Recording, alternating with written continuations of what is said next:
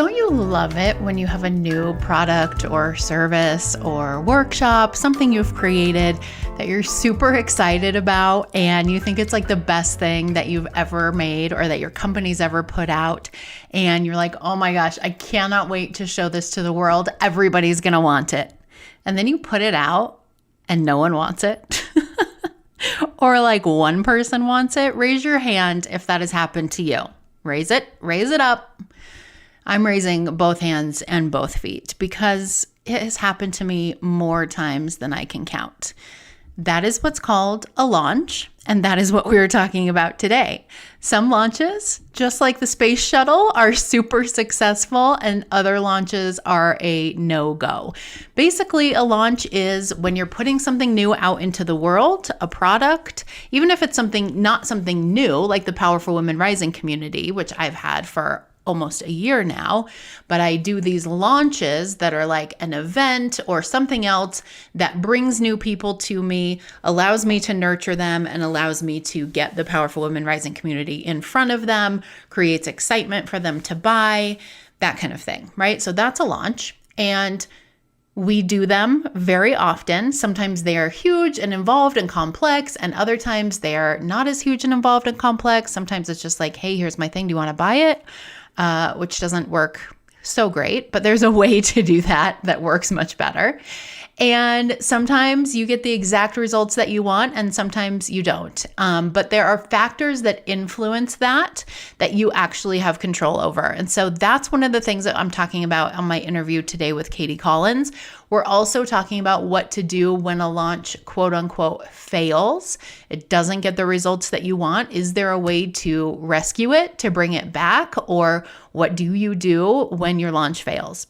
So Katie is a sales boosting, client generating business coach and strategist that helps coaches and course creators get over their fear of sales and visibility so they can make the impact and the income they desire.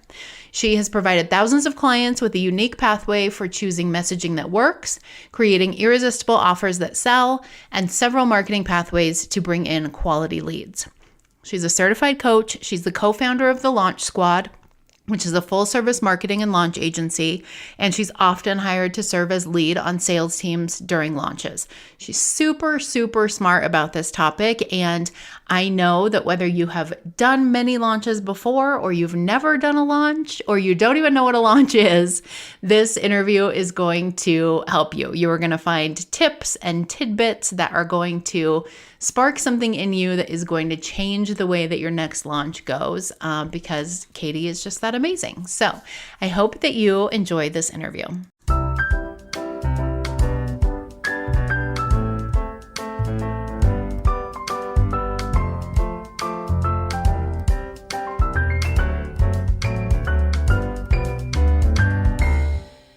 Hi, Katie. Welcome to the podcast. Thank you. So excited to be here. Yes, me too. We're talking today about launches. We were chatting before we started recording about how fun it is to be a new business owner. And like, I don't even know what a launch is. Like, I feel like for me, my first business was as a dating and relationship coach. And I laugh at myself now, but I feel like most new entrepreneurs do this. It was like, I got my certification and then I was like, great, ready to be a coach. Who's ready? Yep. Like no systems in place. No, I didn't even know what a CRM was. I don't know what a launch is. I don't know how to take people's money. I'm just like, here I am. Yep. Is this not how business works? Apparently not. So learned a lot since then and excited to talk to you today about launches. Before we dive into that, tell everybody just a little bit about you and about what you do. Yeah. So I got my start as a life coach, similar path. I got my certification and I was like, oh my God, how do I sell? I don't know how to sell myself. I was a former school teacher. It just was a completely different world. And in my journey to learn that, I discovered heart-centered sales. And I had to unlearn the slimy way that I had learned how to sell, which didn't work because it didn't align with me at all anyway. Learned this new way. And then I just got really good at it. And the company that I learned from hired me. And I ended up being a sales manager for them. And I just was cracking up. I'm like, if you told me 5 years ago that I would be a sales manager for a multi-million-dollar coaching company, I would have laughed in your face.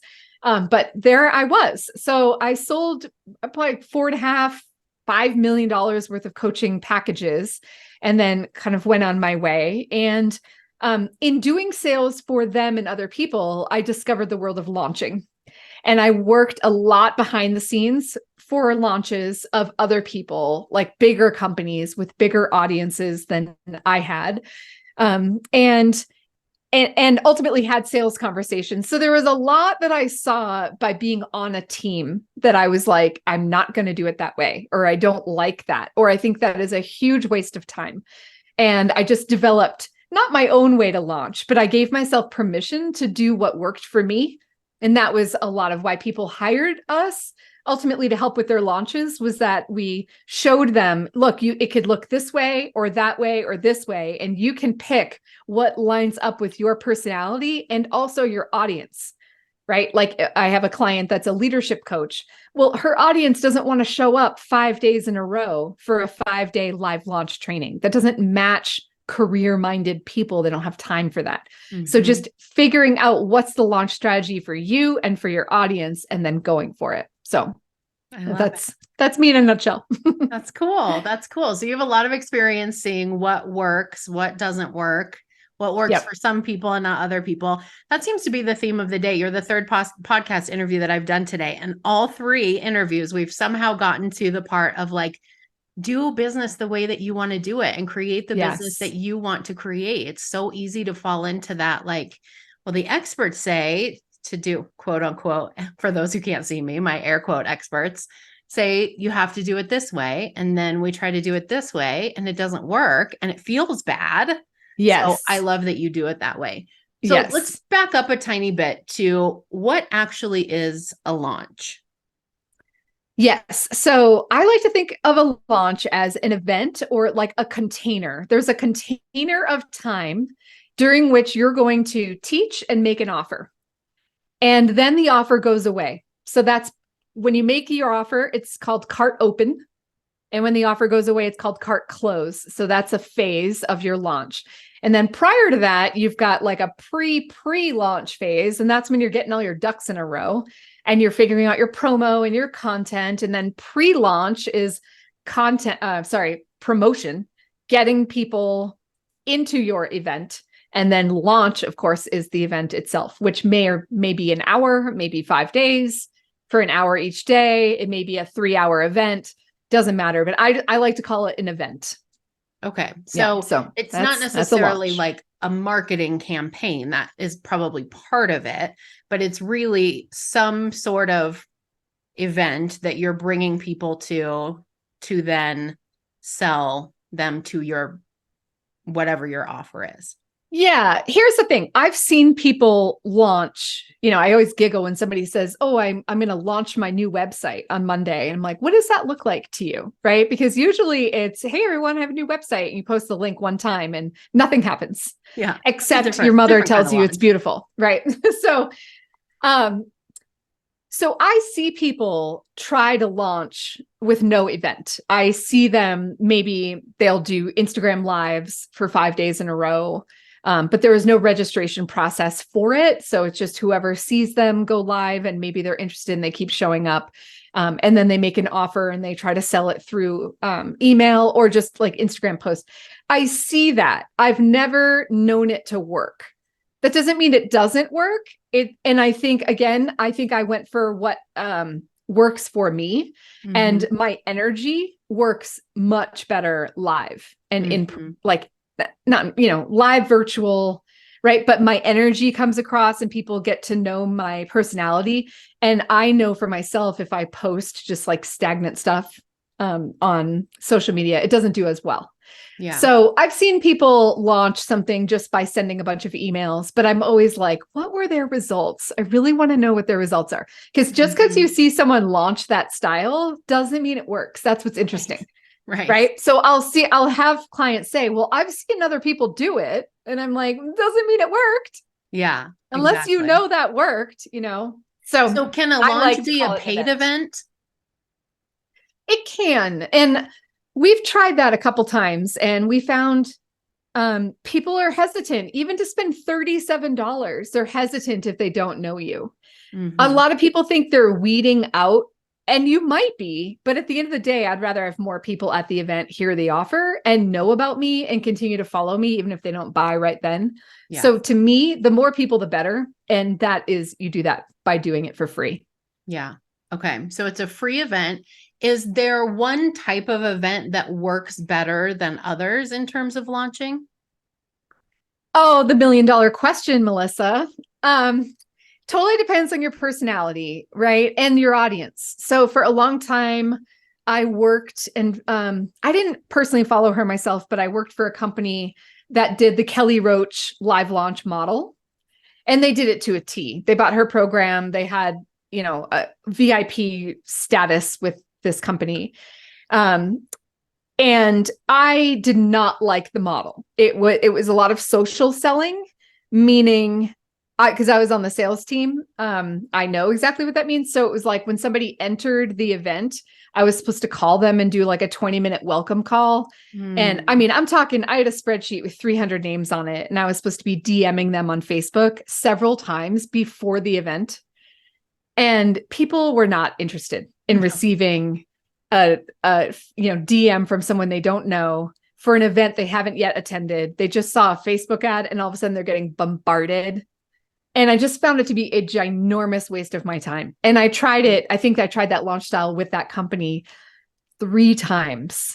And I finally was like, this is not the model for me. I have no interest in doing welcome calls. I am not a customer service representative. And because it was a sales model, it was commission only. And there was so much customer service wrapped into that I was doing for free. And I just, as a salesperson, I was like, no. Yeah. I'm a one and done salesperson. I don't want to have 5 micro conversations. So that model didn't work for me, but the model itself, and I think they do less outreach now, but they still do, that company still does that model, and it does well for them because their market is entrepreneurs, and entrepreneurs can show up Monday through Friday at noon. Right. And that works for them. Right. But if you're a leadership coach, like I think I said earlier, those people don't want to show up at lunchtime 5 days in a row. Webinars work really well if the offer is $2,000 or less. But if it's a bigger offer than that, then I would make an offer to book a call and not try to pitch the program on the call. And yeah, there's lots of in between, right? They do pre-recorded videos or even live, but it might be a 3-part video series delivered on a Thursday, the following Tuesday, and the following Thursday. And those work really well, depending again on the audience and, the engagement inside a Facebook group. So it's kind of like, do you have a big Facebook group? Is your audience going to want to join the Facebook group? If you host it on Zoom, then you have a hard time reaching those people except on email. If it's in a Facebook group, you can continuously post in your group over and over. So all those are factors you want to think about when you're planning a launch. Yeah. Everything would be so much easier if it was just like, here's the way to do it. I know. This will Same work with dating. For everyone. Same with dating. Right? I think that's originally how I started following you, was that I was single and I was like, oh, let me see what this relationship coach has to say.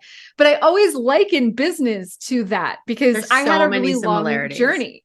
Yeah. I mean, I just got recently engaged and I'm 48 years old. So I've had a very long journey of dating. And my fiance said, oh, this was so easy. I got on match.com and you were the first woman I met and I knew you were the one. And I was like, oh yeah, I've been on it for 25 years. Yeah. It was a bit different for me, And it's so funny because people love like the blame game, and obviously not all people, but like when you're on a lower vibration, you blame. And so it's like, I could blame my relationship coaches or these programs I took that quote unquote didn't work. Right. Or I signed up for It's Just Lunch and it was a big scam, and I can sit there or I could just say, I don't know why, but that was my timing. Yeah. And he was worth the wait. And I feel like it's the same in business. It's not, if you don't make money at your launch the first time, I just wrote an email about this. It's not the only way to make money. You can make make offers every single day. You can make offers to book a call, buy your $37 thing, right? Like you can go to a networking event, meet the perfect person and sell an $8,000 program, at the snap of a finger because the timing worked out or you came referred by somebody that you network with, right? So there's tons of ways to make money. Right. Launching is one way, but it's a long-term game. Mm-hmm. And there are a lot of moving pieces. And that's why I likened it to my 25-year journey on Match.com. Now, the good news is it won't take you 25 years to make money launching. So it's somewhat easier than online dating. Okay, good. Well, that's a relief. Okay, you touched on it a little bit, but I'm wondering while you're talking, like, what are some of the reasons that entrepreneurs are hesitant to do a launch or avoid launching? Because I feel like, for me, pardon the cat, for me, in the beginning, it was, I just didn't know I was supposed to be doing it. Then it was, this seems like a lot of work and is very overwhelming. And like you and I were talking about, what if I put in all this work and all of this effort and it doesn't work? What are some other reasons that entrepreneurs avoid doing a launch? You pretty much nailed it. Well, and it takes either a lot of time, a lot of money, or both. Mm-hmm. And here's why. So our company helped like soup to nuts. That I don't know where I heard that, but it like literally we help, from the idea to the creation of the pages, the copy, and all the things. And there's automations. And so number one, you've got to have technology in place. Mm-hmm. And if you're not tech savvy, then that is already overwhelming. Then there's the copy and the emails, because there are, I forget how many emails we counted, but it was a ridiculous amount of emails because you've got event invitation emails, you have event reminder emails, you might have event content emails, depending, because sometimes people host a 5-day challenge, mm-hmm. and that is sometimes delivered over email or part. Then you've got your sales emails. You've got your welcome sequence. When somebody signs up, you need an automation that says you're in and this is what you need. And here's your workbook, right? Mm-hmm. So all of that. So that gets overwhelming. And then you're planning your content for the event. And in order to do that, you need to have clarity on your offer. So what are you selling? Why do they want it? What problem are you solving? And then I always recommend people work backwards. So you start with the end in mind. That's my former teacher coming into play here, but it's like we have standards, benchmark standards. By the end of the year, the students will be able to know and understand X, Y, Z. Mm-hmm. That's where you start. And so my offer is solving this problem. So then I backwards map it to what event can I host in which I can solve an immediate problem, but that will open up a gap for the bigger problem that my offer solves. Mm-hmm. And then we backwards map from there and say, what is a free gift that would bring the right people into this funnel? And that's one of the biggest mistakes I see, is the wrong lead magnet. And so like quick story, like my lead magnet back when I first started launching was called How to Overcome the 5 Most Common Objections for High Ticket Sales. And my coach had said, do you already have a lead magnet? Which one's your hottest? I'm like, this is my hottest by far. She's like, great, start there. Great. So I bring in people into a funnel who have a high ticket offer because they want to know how to sell it better. My offer on the end is create your high ticket offer. Oh. And, I can tell that story now and go, duh. But when I was in the thick of it and I was just doing what my coach told me to do over and over and over, I wasn't even thinking about it. And actually it took my business partner. We were just like, just reconnecting at that time. And he was like, is that the right lead magnet for this? And I was like, oh my God. Right. So, and I'm in the business. I'm a sales coach. I'm a strategy coach. And I couldn't see that myself. Mm-hmm. So that's really important. So anyway, all those pieces feel overwhelming to people, and it just is, but the reward is why you do it. Mm-hmm. And, now I don't have kids, but I liken it to perhaps getting pregnant, going through 9 months of traumatic body experiences and birthing a child. And then for some people, they actually courageously do that again and again and again. Because apparently there's a really great reward on the other side, known as children. And, but if somebody told you all the things that your body would go through, you might be like, no, thanks. But you just dive in because you want that end result, right? So I don't know if that is the same thing, but it just feels like there are things in life that are hard, but when you do it and you do it right and you keep doing it and you keep tweaking it and you stay committed, it will eventually work. But will you make 20 grand your first launch? Probably not. Right. Yeah. But your first launch, as we were talking about earlier before we hit record, your first launch, the celebration is I freaking did it. I have all those emails. They're written. I have my offer. I did my sales page. I did my event. I crafted all that content. I showed up with heart every single day. Now, there might have only been 4 people in attendance, but I did it. Yeah, that's huge. Then you get to do it again and hopefully bring more people in. Yeah. So the last thing I'll say is the audience is the biggest problem or hurdle to get over. And I have built my audience organically this entire time. I cannot play the Facebook ad game to save my life. I just wasted so much money, so much frustration with them shutting down my ad account, no feedback, no human being. And I just was like, you know what? I don't want to give you any more money. So I was very busy inside Facebook groups and I was promoting myself and engaging and doing all the organic things that take time, but saved me money. Yeah. And I would get maybe 150 people to attend my launch organically. No ads. So I just shared that with people because if you got to 25 and you were excited, so was I. And my coach said, go for 50. And then she said, go for 75. So just don't settle. Just keep getting people in the door. The alternative is to run ads. And I just never recommend doing that unless you have a proven offer, meaning more than 5 people bought it. People want your offer. Great. Now you can invest in Facebook ads to bring people into your event in which you'll sell it. But to invest in ads and think that's going to solve all your audience problems. I've seen one of my clients run ads for an entire year doing this ad strategy. She, went to another mentor for that we recommended. Their wonderful strategy, Mint CRO. But still she got a bunch of leads. She probably grew her list by 3,000 to 5,000. But it did not impact her launch results, not one bit. It was a lot of cold traffic that wasn't buying or responding or showing up to her events, right? So big numbers don't necessarily mean that they're in love with you and that they're going to come to your event. So that I think is the biggest hurdle to overcome. And the way you keep building your list is by launching. That's the thing. You just have to keep launching and keep putting it out there and do that organic strategy. Get some partners to promote for you. Go to podcasts, all these things that you can do to drum up that excitement. So what is your advice? I'm having like post-traumatic stress flashbacks as I'm listening to you talk about launches that I've done in the past. I'm remembering when I first started out as a dating and relationship coach, I was doing these live webinars and I did them probably at least twice a month. And I ran Facebook ads to them all year.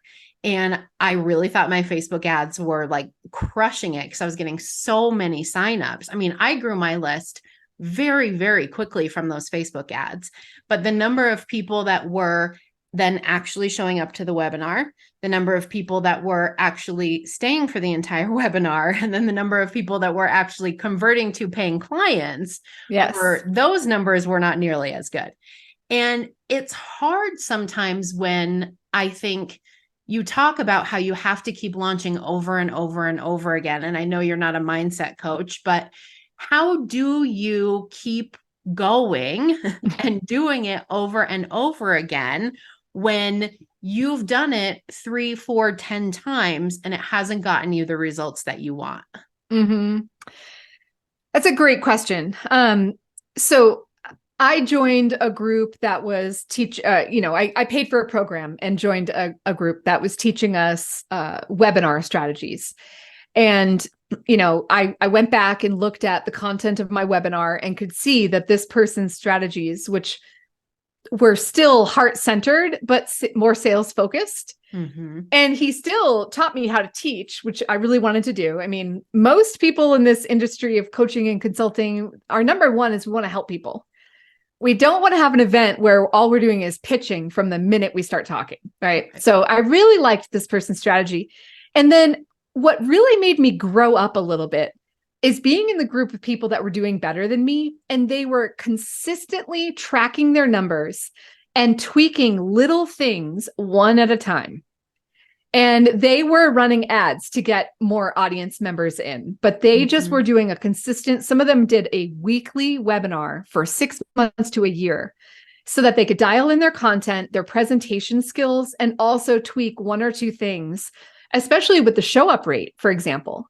And so one woman was just saying she implemented text reminders, and that made a huge difference in the show up strategy. So we always have this mindset that there's something wrong with us. My event didn't convert. My offer wasn't good enough. They didn't like me, or we might blame them. Oh, all these people who showed up were cheap. They don't want to invest, right? Like it depends on your mood that day. But we're blaming people, whether it's ourselves or others, when in fact, it's just strategy. And it's looking at how many people are opening those reminder emails. Hey, is that automation even turned on? Like little things like that actually make a huge difference. And so tracking the numbers, like you said, is the most important. So if you see that your drop-off numbers are happening during the webinar, that's probably a content related thing. So it's like, what were you talking about there? Were you rambling on and on? How can you tighten that story? Practice that story. Show up to the webinar next week, nail the story. We have to have these small wins to keep going. And I think the biggest problem is people want to jump from 0 to 60,000. Yes. Yes, please. And you have to celebrate the 600 that you made, right? Absolutely. That, I mean, every little, But anyway, tweaking and then just tweaking one thing at a time. And I learned that as well, because if you tweak too many things or you make that decision, oh, that launch strategy didn't work because it didn't work one time. Now I'm going to redo everything. I'm going to change my 5-day challenge into a 3-day live launch model. That just adds so much more work to your plate. It reminds me of being a school teacher. And if I had to change my classroom if I had to change the grade the next year after I remember being offered that. I started it in 2nd grade and I finally got that curriculum under control and all my spelling lists are ready week by week for the year, right? All those things, the copies are made. And then they're like, oh, we were going to move you to 4th grade next year. And I was like, no effing way. Yeah. Because I just want to use what I just spent a year creating. So that's how I feel about launching. If you can stick in the same grade and do the same launch and just make these little tweaks and do it frequently, and even if no one shows up, do it anyway. You're showing the universe energetically, I am committed. I'm going to do this and I'm going to get so good at this that I don't even need my notes. That's who sells. Wouldn't you agree? Yeah, absolutely. Right. Absolutely. It's that confidence and, it's getting feedback, even if I get someone to just email me back from a newsletter, or if they were on a webinar and they're like, I love what you said about da-da-da. I am highlighting that. Like that worked. Great. Yeah. All it takes is one person to tell me that worked and I'm winning. Yeah, totally. So I think part of what's important about that is when we look at whether a launch was a success or a failure, really being clear on what our definition is for that, right? Yes. Because for a lot of people, a success is I made 6 figures. I made more than $10,000. I made X number of dollars, right? That's usually our measure of whether or not that launch was a success.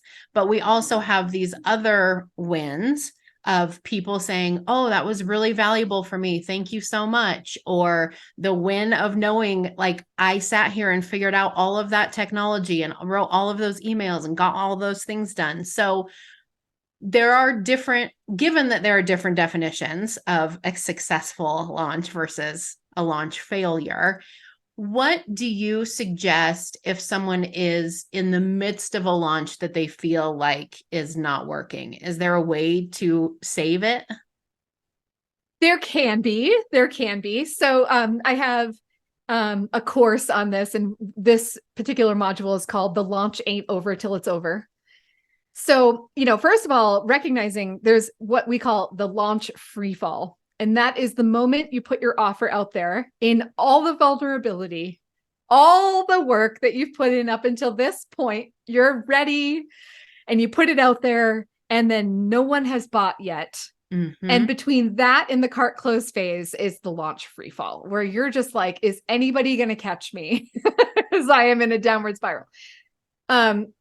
So a couple things. So first, the mindset, I remember reaching out to my friend Vanessa, going through the exact same thing. And she's my dear friend. And I was like, oh my God, I'm freaking out.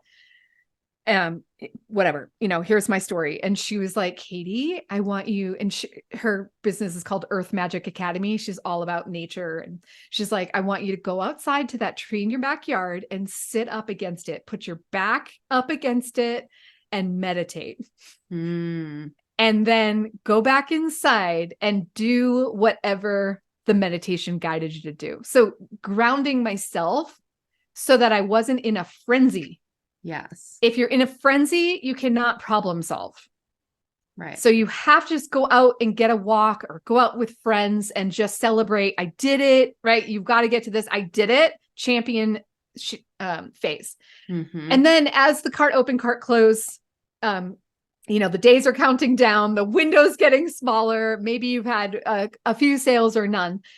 I like to just check the numbers. So a lot of people like to use automations. I use Active Campaign. I love the automation feature, but I can't see necessarily who opened what email unless it's sent on a campaign. So I send all my sales emails in a campaign and I can see who opened. I know it sounds super creepy, but we're all business owners here. So we all know this. We all know what's happening. Yeah. So who opened it, who clicked on the link. Mm-hmm. And then I can send a personal email to every one of those people. Hey, I've been thinking about you, especially if I saw that they showed up to the event. I'll acknowledge their existence at the event, how much I enjoyed their presence, their energy, their contribution. Hey, I thought, this might be a really great fit for you. Tell me what your thoughts are. Happy to hop on a call. Just let me know, right? Quick, like 20-minute call kind of thing. Yeah. And I converted people that way. So again, I'm an organic person. So I don't mind doing individual reach out if I'm going to make a sale. Mm-hmm.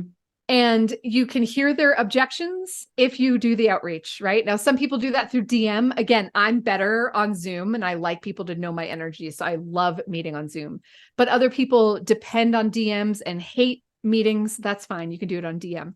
Mm-hmm. But anyway, so who's clicking, who's looking, who's clicking?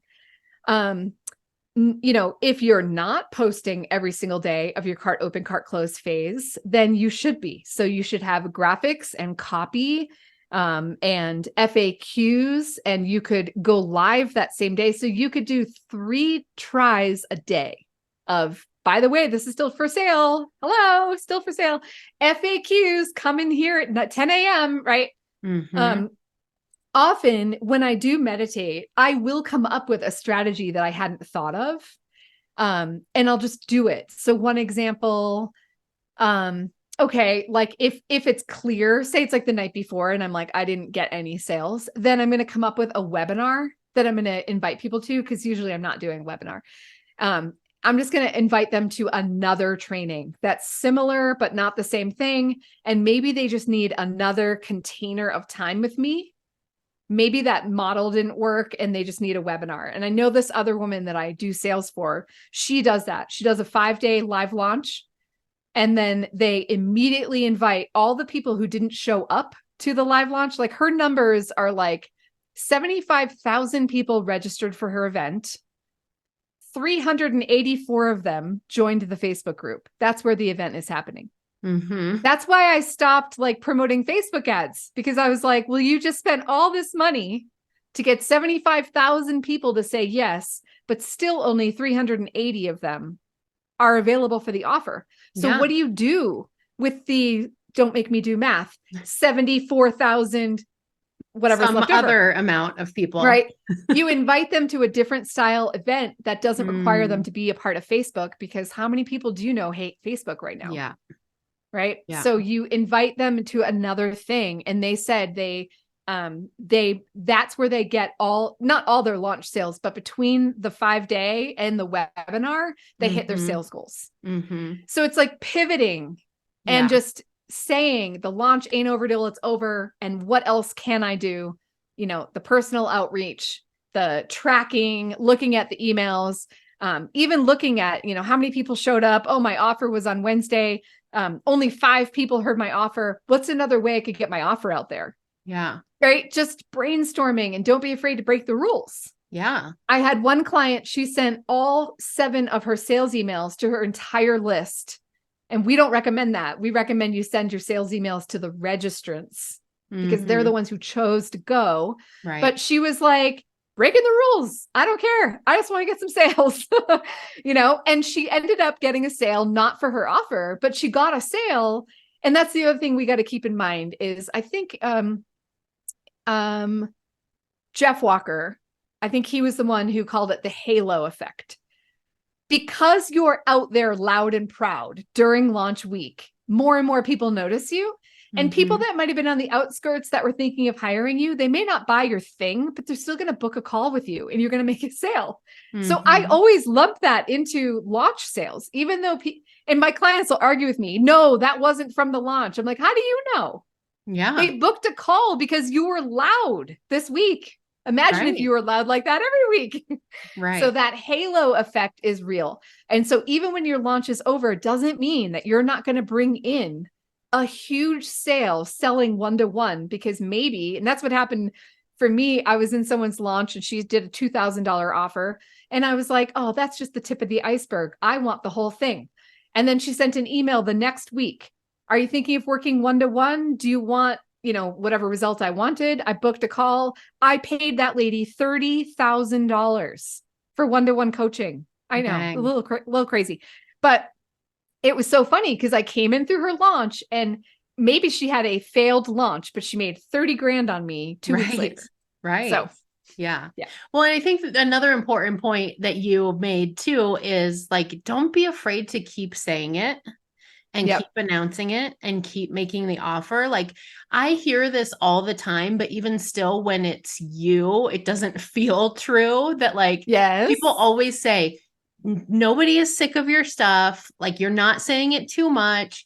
Just keep saying it, because you always think like, I told them what it was. I told them how to get it. I told them how awesome it was. If they wanted it, they would have bought it by now. Yep. But for me, like I just did a recent relaunch of my Powerful Women Rising community. They had until Friday, the people who were on the wait list, in order to join and get the like early bird waitlist discount. I sent out an email just on a whim on like Friday night at 7:00. That was just like, just to the people that I knew were interested that were on the wait list. And I just said, hey, real quick, just wanted to remind you, this ends tonight. I had one person sign up right after I sent that email out. And then I had one person sign up with like 30 minutes left. Yeah. So this idea that if they wanted it, they would have bought it already is 1,000,000% not true. Yep. And they're over and over. It's like every time I sent an email or did a post or made an offer or reached out, it was still progress as opposed to like putting it out there one time or sending an email and making the post and then being like, well, that didn't work. I'll try something different, right? You have to just keep going and keep putting it out there, knowing that at some point it's going to work. And I'm so glad you said that, because I think, you know, I'm not a mindset coach, but I talk a lot about the resistance. Because of course, as a sales coach, I deal with resistance all the time. And in sales, I deal with buyer resistance, and I deal with client resistance when I'm teaching them how to sell. And I had a client that launched and she was like, I have templates for sales emails. She was like, they're so not me, I don't want to do sales emails. And I was like, okay, you know, I let her off the hook. I'm like, okay, skip it, see how it goes. And, you know, she got her regular results. And then she launched again. And I said, I'm going to just push back and say, write the emails, and whatever you don't like about the template, just delete it. Yeah. I don't care. But each template has a psychology behind it. Keep the psychology, fix the template to your liking, and send the damn emails. And she did. And then I remember she reached out and said like, oh, they actually worked. And I could see who clicked and who was interested. I'm like, oh, wow. Why didn't I think of that? Yeah. So a couple things. Say, for example, you sent out, like that one client we had, sent them to everyone on the list. There's an easy opt-out way so that people don't unsubscribe from you. You can create, and again, that's a tech thing. I can't tell you how to do it, but I know it's possible. You can create an opt-out page or like an opt-out link. So the link has to go somewhere. But in ActiveCampaign, I can just set a task to say, when client clicks link, unsubscribe them from this series. And so just the text in your thing is, if you don't ever want to hear about XYZ program again, no problem. Just click here and you'll stay a subscriber, but I won't bother you about this program again. So that I think lets people appreciate and stick around with you and you don't get unsubscribes. Also, if you get unsubscribes, you just say bye-bye because they're not the right fit for you and that's okay. But yes, if you're not loud and proud, then you're not trying hard enough. That's the truth of the matter. I know that some algorithms, ding you if you post more than once a day. I'm not sure if that's true for a single week. I think if it's a habit, a behavior that it learns about you, you get dinged for a single week. I'm not sure. And I'm not an expert at that, but it's all of us can stretch ourselves way further than what we're doing. Yeah. And so during that launch free fall, if you're not seeing results, I would be like, where can I stretch and just get that megaphone out and let everyone, including my uncle, know that I've got something for sale. Yes. I love that. That's so good. This has been really, really helpful information. I encourage people to reach out to you. You are obviously very experienced, very wise about all these things. And I'm still laughing at myself in the beginning of my business and what I thought it was going to be like. People have heard me tell this story before, but when we moved 4 years ago from Northern Colorado to Southern Colorado, I told my husband, let me try this entrepreneurship thing full time and give me 3 months to make it work. If it doesn't work, I'll go get a job. Now I'm like, anybody who's been in business longer than 3 months knows what the hell did I think was going to happen in 3 months? Like, it took me 3 months just to realize that no one was going to make me like get off the couch and go in my office and do something. Yes. They have no idea. And it breaks my heart when women do that to themselves. They make these promises to their husband and then their husbands might hold them accountable to it. And it's like, well, that was an unbelievable, like that was an unreal, or I had a mentor call it an unwinnable game. Yeah. It was unwinnable. Like nobody is going to make, I mean, not nobody, but like, it's hard to make sustainable income in 90 days. Yeah. Anytime, look, when if I'm selling people into a program, if they tell me they have to make money in order to keep paying for this program, like I've got enough for this month, but I've got to make sales before, I'm like, no. You either need to get a credit card and put it on a credit card and save money by doing a full pay and give yourself a freaking break. Because for you to give yourself that unrealistic, I need to make money or I have to drop out, serves nobody. Right. So anyway, these things take time. And it's, anytime someone asks me, how long is this going to take? I always say, well, how long do you plan on being in business? Because I knew I was in it for the long haul. I quit teaching and I never looked back. And I was like, I better make this work because I'm a single woman and I need to put some food on my own table, Yeah. So I'm just still telling my husband 3 more months. 4 years later. I'm like, 3 more months, buddy. Just give me 3 more months.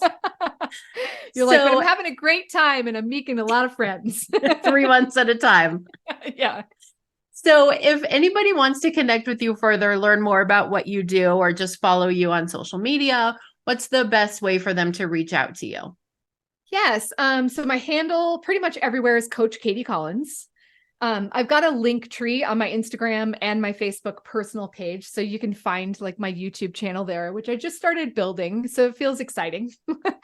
And we have, since we were talking about launches, we do have a free gift called Demystifying the Lucrative Launch Game Plan. So we kind of outline our 3-step system, which I will be honest, 3 steps with 300 steps in each of those 3 steps. No, it's not that bad, but there's a lot of work. But basically, we map it all out for you and show you what you need to do.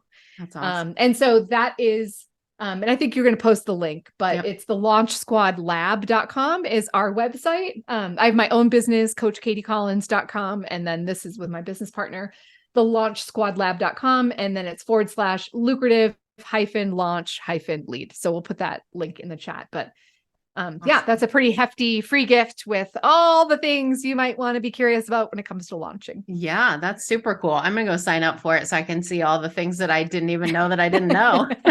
Like, just wait, imagine you're supposed to be doing that? Yeah. And just imagine like what would have been different, you know? So yeah, I think wait for my next launch, people. Up. I know. Thank you so much, Katie. This has been amazing. Right. And I will put all of those links in the show notes so everyone can connect with you. And thank you again for sharing. Yes. Thank you, Melissa. Thanks for having me.